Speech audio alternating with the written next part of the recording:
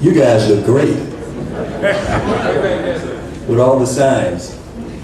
It is a pleasure and an honor to be a part of this We Are One rally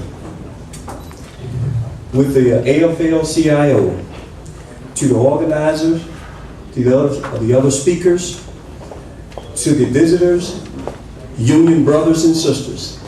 Good evening.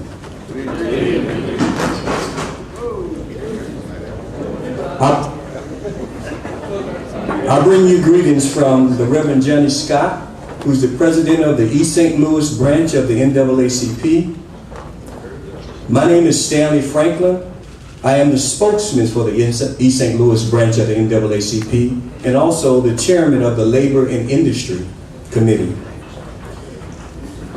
For those who are not aware of the NAACP, the NAACP was founded in 1909, 7 years after the International Brotherhood of Electrical Workers was granted a charter with 11 electrical workers, which is now known as Local 309 out of East St. Louis. The NAACP is the oldest and the largest civil rights organization.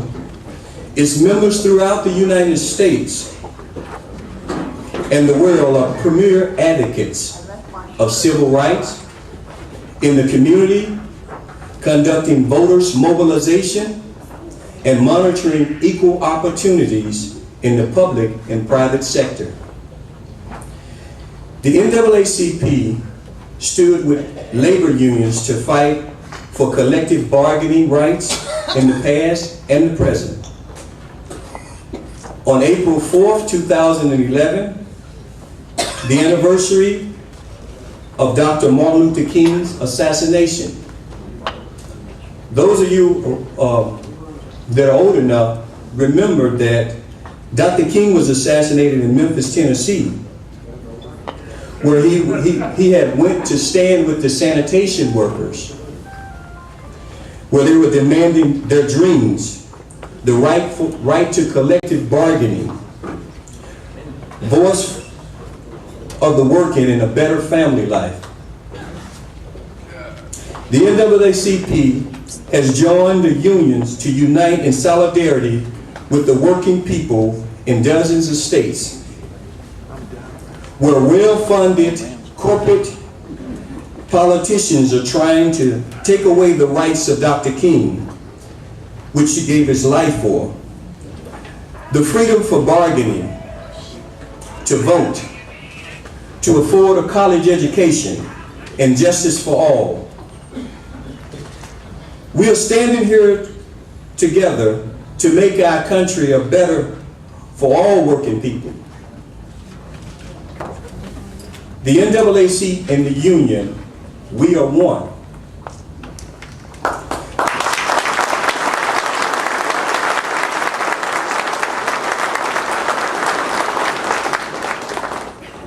The NAACP is against the coordinated attacks of the middle-class families in state after state after state, which prove it isn't about the economy, the state budget, or helping businesses thrive. It's all about politics, corporate profits, and keeping CEO bonuses coming and paybacks.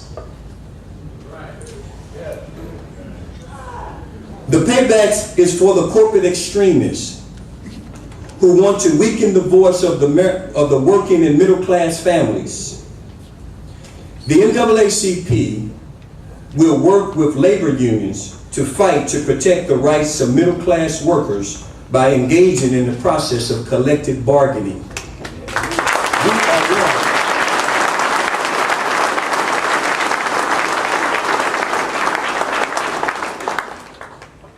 The NAACP understands that the working people want to be part of the solution and not part of the problem.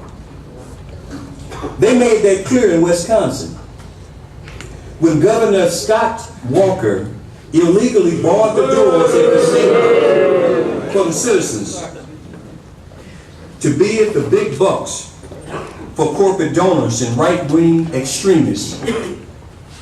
When they voted to strip the state workers of nearly all the collective bargaining rights, in addition to cutting the pay and benefits. That legislation has been met with massive protests by organized labor across Wisconsin and throughout the country.